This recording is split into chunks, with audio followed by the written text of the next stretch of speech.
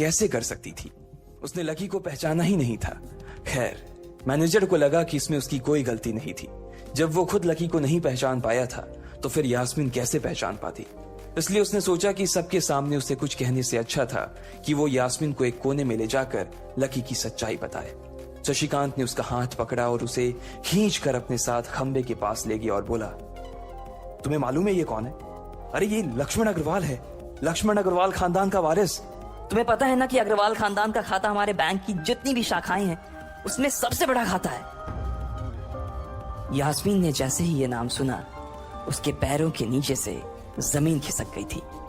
वो जानती थी कि अगर न्यू सिटी बैंक इतनी ऊंचाइयों पर पहुंचा था तो उसके पीछे अग्रवाल खानदान का सबसे बड़ा हाथ था। इस बात का जिक्र उससे तब भी किया गया था जब उसने नौकरी ज्वाइन की थी। तुम्हें पता है इस लड़के के नाम पे कितनी प्रॉपर्टी है? ये अपने दम पर ना इस पूरे एरिया को खरीद सकता है, शशिकांत ने यास्मीन से कहा। यास्मीन जैसे जैसे लकी को देखी जा रही थी वो बड़ी बड़ी आंखों से उसे घूरे जा रही थी। लकी कभी उन दोनों को देख रहा था तो कभी अपने आसपास खड़े लोगों को देख रहा था। अब सबसे पहले तो पुलिस को फोन करो और उनसे कहो कि हमसे गलती हो गई थी, और उसके बाद जाकर तुम उनसे भी माफी मांगो, और अगर उन्होंने तुम्हें माफ कर दिया तो तुम्हारी किस्मत, वरना समझ लेना कि तुम्हारी नौकरी चली गई, शशिकांत ने कहा और दौड़कर लकी के पास जाकर खड़ा हो गया। इधर यास्मीन अभी भी वहीं पर खड़ी थी। अभी अभी जो शशिकांत उसे बता कर गया था वो यास्मीन पचा नहीं पा रही थी। उसे लग रहा था कि इसमें उसकी कोई गलती नहीं थी, लेकिन कोई उसकी सुनने वाला नहीं था। बैंक उस छोटी सी मैनेजर के चक्कर में अपने सबसे बड़े कस्टमर को छोड़ने वाला तो नहीं था। अब मेरे पास और कोई रास्ता नहीं बचा है, यास्मीन ने निराश होते हुए अपने आप से कहा, और फिर अपनी जेब से फोन निकालकर पुलिस थाने में फोन लगाया।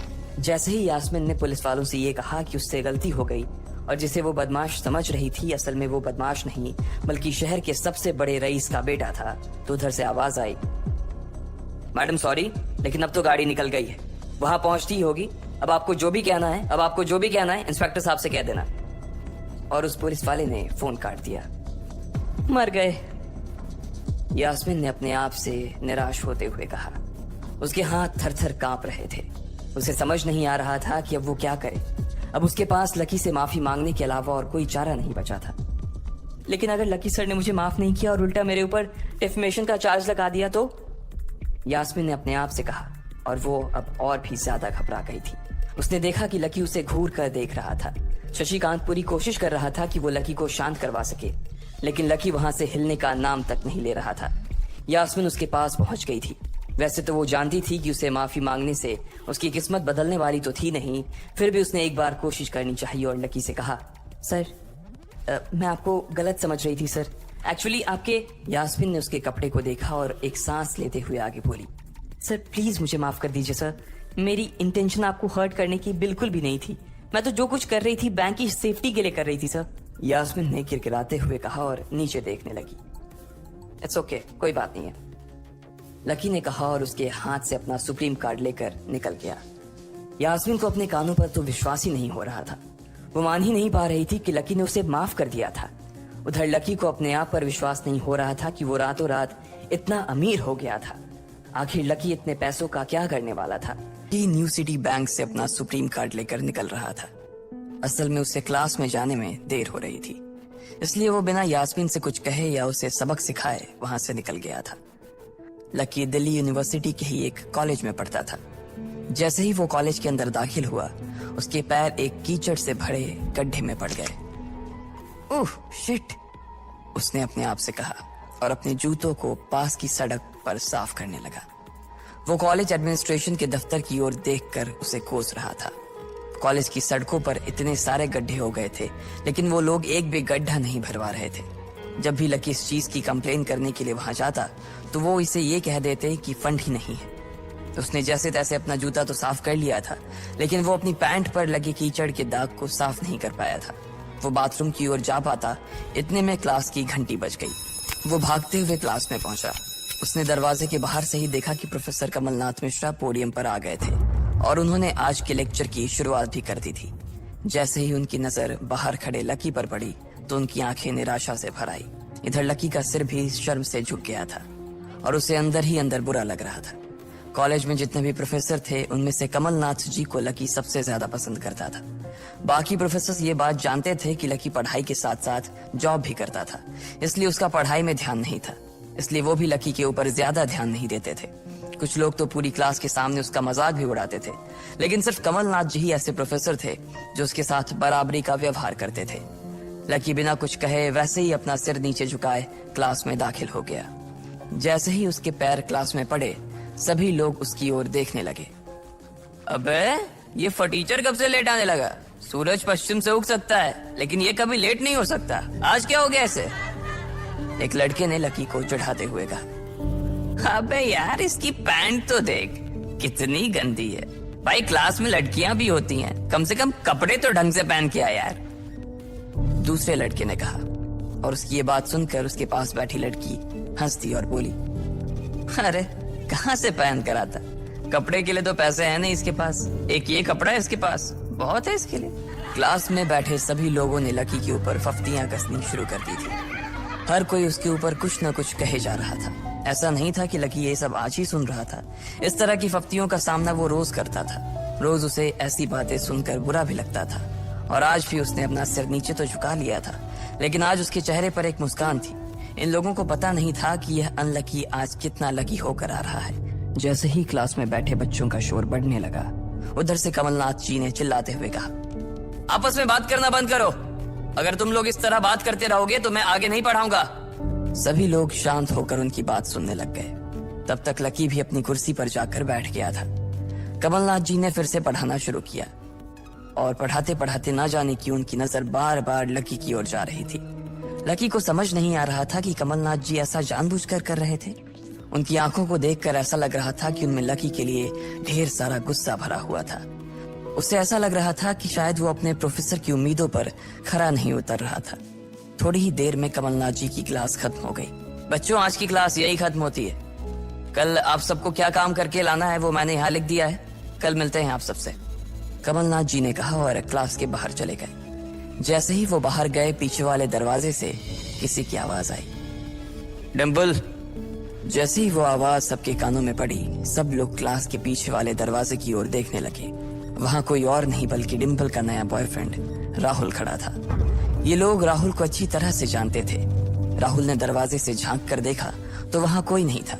वो धीरे धीरे कमरे में दाखिल हुआ और सीधा डिंपल के पास चला गया।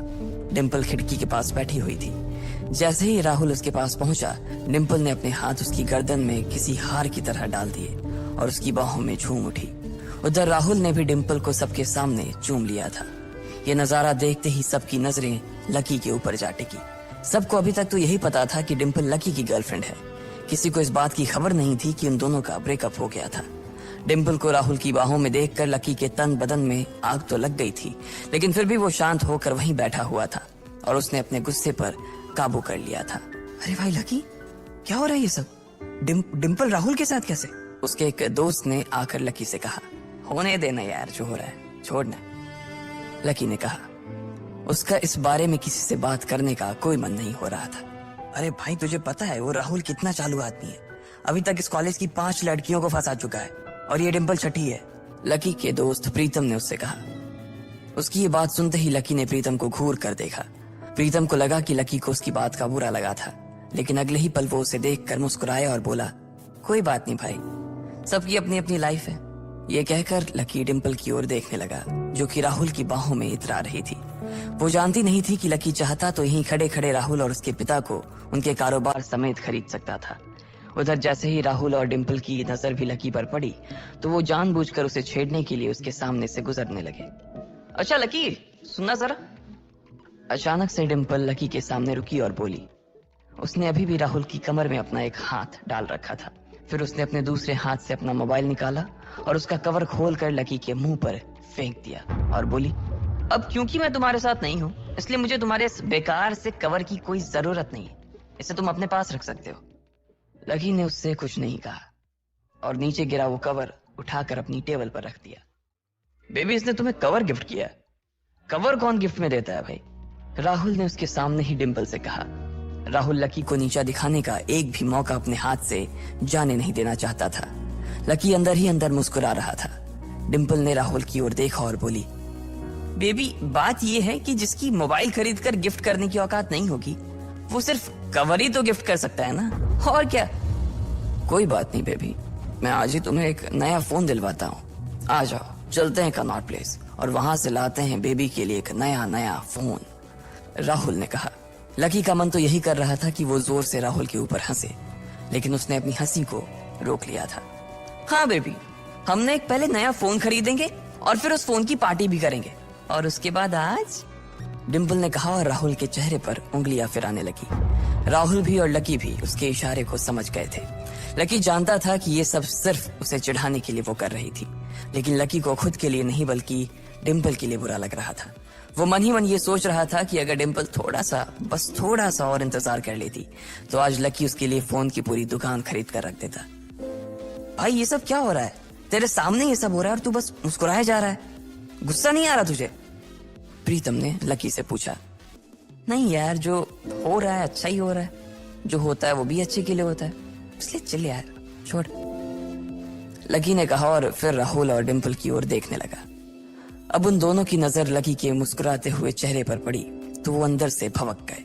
दोनों की दोनों ही ये सब सिर्फ और सिर्फ लकी को जलाने के लिए कर रहे थे, लेकिन वो तो ऐसे बैठा था जैसे उसका और डिम्पल का कोई रिश्ता ही नहीं था। जब अपनी इस बातों का लकी के ऊपर कोई असर होता नहीं दिखा तो डिम्पल राहुल से बोली, बेबी चलो यहाँ से। बेबी नहीं बेबी, हबी। आज से तुम मुझे हबी बोलोगी और मैं तुम्हें बोलूंगा मेरी प्यारी वाइफी, राहुल ने कहा और लकी के सामने ही डिम्पल को चूम लिया। ये देखते ही लकी थोड़ा सा जल भुन तो गया और उसका जवाब भी वो राहुल को देना चाहता था, इसलिए उसने कहा, डिम्पल ये सब क्यों कर रही हो तुम? क्या दिखाना चाहती हो इससे? लकी को डिम्पल का ऐसा रूप देखकर उसी के लिए बुरा लग रहा था। राहुल की किसी बात का तो लकी के ऊपर कोई असर ही नहीं हुआ, लेकिन लकी की इस बात का राहुल को जरूर बुरा लग गया था। उसने गुस्से से अपनी नाक फुलाते हुए कहा, ओए फटीचर, ज्यादा बकवास करने की जरूरत नहीं है। आज के बाद अगर तूने मेरी डिम्पल के बारे में कुछ कहा या उसकी तरफ आंख उठाकर भी देखा ना तो मैं राजपथ पर तेरी परेड करवा दूंगा। रहने दे भाई, उसकी जरूरत नहीं पड़ेगी। मैं खराब चीज ना तो देखता हूँ और ना ही उसके बारे में बात करता हूँ, लकी ने कहा और फिर से प्रीतम की ओर देखकर हंसने लगा। जिस तरह से लकी आज राहुल के मुंह पर जवाब फेंक कर मार रहा था, प्रीतम को तो विश्वास ही नहीं हो रहा था कि ये वही लकी है जो उसका दोस्त हुआ करता था। उधर राहुल उसका जवाब सुनकर गुस्से से लबरेज हो रहा था। वो लकी को सबक सिखाने के लिए अपना घूंसा तान कर उसकी दिशा में बढ़ा ही रहा था कि इतने ही में पीछे से एक लड़की की आवाज आई, डिम्पल। सब लोगों ने फिर से उस आवाज की ओर देखा। वहां पर एक थोड़े छोटे कद की लड़की खड़ी थी और वो गुस्से से डिम्पल की ओर देख रही थी। उसकी आंखों पर चश्मा लगा था और उसके बाल खुले हुए थे। अब तू हद से आगे बढ़ती जा रही है डिम्पल। लकी जैसे लड़के को छोड़कर तू इस एक नंबर की लफंगे लड़के के साथ पड़ी है। तुझे तो कॉलेज के किसी गड्ढे में जाकर डूब मरना चाहिए। साक्षी, क्या कह रही है तू? जुबान संभाल अपनी, डिम्पल ने कहा। राहुल के बारे में बुराई नहीं बल्कि लकी के बारे में अच्छी बातें सुनकर डिम्पल का मन खराब हो गया था। जब डिम्पल लकी के साथ थी तो उसकी साक्षी से भी अच्छी दोस्ती थी। साक्षी एक बहुत ही सुलझी हुई लड़की थी। जब भी डिम्पल और लकी के बीच किसी बात को लेकर झगड़ा होता तो डिम्पल उसे सुलझाने के लिए अक्सर साक्षी की ही मदद लेती थी। मैं जो कह रही हूँ ना सही कह रही हूँ। तुझे सीरियसली शर्म आनी चाहिए डिम्पल। मैंने कभी नहीं सोचा था कि तू ऐसी लड़की निकलेगी। लकी जैसा बंदा ना तुझे कहीं नहीं मिलेगा, साक्षी ने कहा और एक कदम आगे आ गई। इधर लकी ने देखा कि साक्षी की बात सुनते ही राहुल के कान खड़े हो गए थे, लेकिन वो सच बोल रही थी इसलिए राहुल भी कुछ नहीं कर सकता था। साक्षी लकी के पास आकर खड़ी हुई और बोली, तू इतनी जल्दी कैसे भूल गई यार? लकी तेरे लिए हर टफ टाइम में खड़ा रहा था।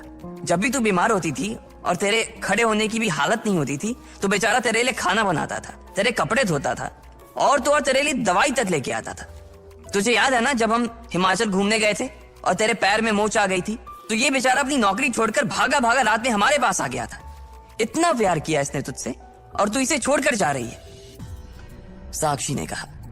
अपने लिए साक्षी के मुंह से इतना सब कुछ सुन लेने के बाद लकी ने अपनी गर्दन नीचे झुका ली थी। उसे डिम्पल के साथ बिताए वो सारे लम्हे याद आ रहे थे। वो डिम्पल के ऊपर जान छिड़कता था। उसका बस चलता तो वो डिम्पल को अपनी हथेलियों पर लेकर घूमता। भले ही उस वक्त उसके पास पैसे थे, लेकिन वो फिर भी डिम्पल की छोटी सी छोटी डिमांड को पूरा करने के लिए अपनी जान लगा देता था। जो कवर डिम्पल ने उसके मुंह पर फेंक कर मारा था, वो कवर को खरीदने के लिए लकी ने 3 दिन तक ओवर टाइम किया था। लकी को जैसे ही ये सब याद आया उसकी पलकों की कोरे भींग गई थी। इधर साक्षी की बात पूरी नहीं हुई थी। उसने आगे कहा, अरे ये लकी अपनी छोटी सी सैलरी में से भी रोज तेरे गोलगप्पे के लिए पैसे निकाल लेता था। तुझे नहीं पता है, मुझे पता है कि आज भी एक बाइक खरीदने के लिए बंदा तेरे लिए पैसे जुटा रहा था। रोज दाल और रोटी खा रहा है सिर्फ इसलिए ताकि तुझे बाइक पर घुमा सके, और तू ऐसे आदमी को नीचा दिखाने की कोशिश कर रही है। ये सब सुनकर डिम्पल का चेहरा ही बुझ गया था। उसे भी साक्षी की कही बातें दिल पर लग रही थी, लेकिन इस वक्त वो राहुल के साथ थी और उसका हाथ राहुल की कमर में था। वो चाह कर भी राहुल के खिलाफ ना तो कुछ बोल सकती थी और ना ही कुछ सुन सकती थी। इसलिए उसने अपने बचाव में कहा, हाँ तो ये तो इसका प्रॉब्लम है ना। मैंने इससे पहले ही कहा था कि ये मेरा प्यार अफोर्ड नहीं कर पाएगा, तो फिर ये मेरे साथ इतना आगे क्यों बढ़ा? आज अगर मैं चीज सैंडविच खा सकती हूँ तो फिर मैं बिना घी वाली रोटी क्यों खाऊं? लकी डिम्पल की ये बात सब सुन रहा था और उससे पहले कि वो कुछ जवाब देता, अचानक ही उसका फोन बज उठा।